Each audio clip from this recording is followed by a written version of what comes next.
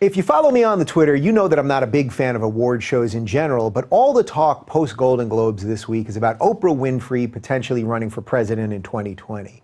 Mainstream media is in love with the idea of Oprah for president, and CNN, the New York Times, Time Magazine, and a slew of others have all already run think pieces on her chances in just 3 short years.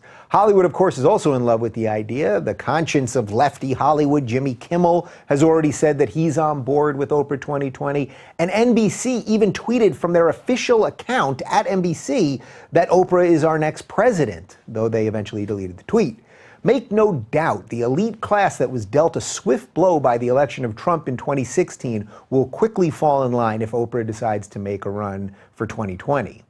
Oprah has an absolutely remarkable life story. She grew up in a Milwaukee boarding house in extreme poverty. She survived absolutely horrific physical and sexual abuse, including being raped by her own cousin when she was only 9 years old.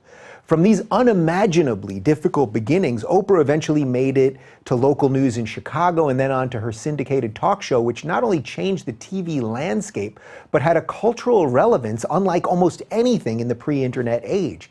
Every politician, pop culture icon, and ordinary person doing something extraordinary seemed to make it to Oprah's couch.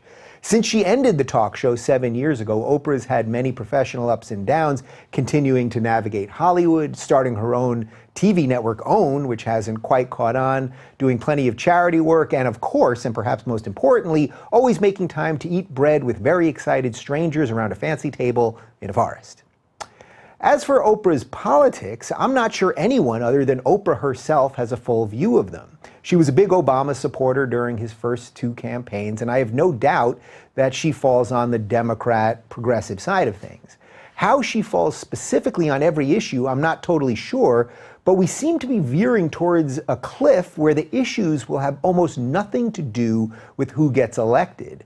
The cult of personality we're building around politicians and what that means for the health of our society in the long term is quickly becoming a massive problem that's hidden in plain sight. I'm pretty sure I don't have to say much on the cult of personality that is Donald Trump. Make no mistake, whether you love or hate Donald Trump, we elected a reality TV star, a man created by and now hated by the mainstream media. Trump's rise used all the tools of the media against itself, and that's why right now the media is endlessly looking to destroy him. They want their narrative and control back.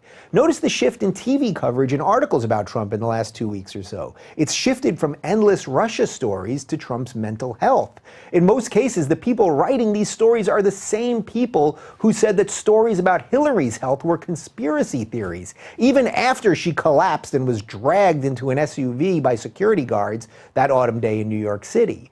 So what we have right now is a cult of personality, Trump, versus the cult of the media. This has made a lot of people a lot of money. As long as they keep churning out articles and think pieces, true or not, people do get paid. To this end, Trump is their perfect foil. He has no shortage of tweets to send out and people to mock. So we've got a match made in hell playing right in front of all of our eyes. Now back to Oprah for a moment. Oprah is basically the exact reverse of Trump, even at the identity politics level. She is a black woman and he is a white man. She grew up poor, he grew up rich.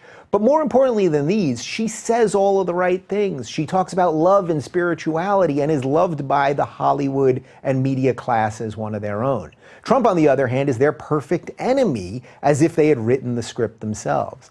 Alas, Trump was one of their own until he became too powerful, and now he is enemy number one because they've lost control of the narrative. Their hope is that they can win some of that narrative back with another celebrity who will play by their rules, but I think that this is short-sighted at best and disastrous at worst. Just imagine what kind of insane, polarizing, sensationalized lunacy the potential matchup of Trump versus Oprah will lead to as we head into 2020. It'll be great for clicks and ratings, but it'll be terrible for ideas and debate. You thought Hillary versus Trump was polarizing? Just wait until Trump and Oprah battle it out in the Thunderdome on primetime television. Sadly, it doesn't look like we'll ever turn back to being governed as our founders intended, with a limited federal government and strong states that empower people to control their lives at the local level.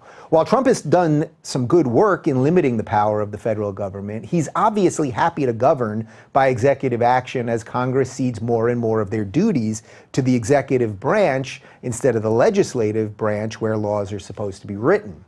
His Justice Department, too, is happy to step on the 10th Amendment and allow the federal government to trample on states' rights. Just look at Attorney General Jeff Sessions' decision to allow the feds to crack down on states' ability to legalize marijuana. So to sum up, we'll have a president that will most likely be a celebrity, whether it's Trump or Oprah or Mark Cuban or The Rock, along with an executive branch that'll continue growing and growing in power.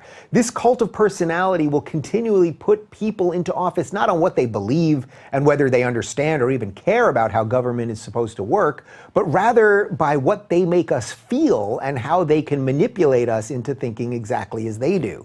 That feeling, coupled with the growing power of the office of the presidency, is a recipe for the authoritarian control we all should be wary of. The only way to fight this tide of celebrity-induced idiocracy is to get involved now before it's too late. Either that or get ready to bow to Supreme Leader Justin Bieber in 2024.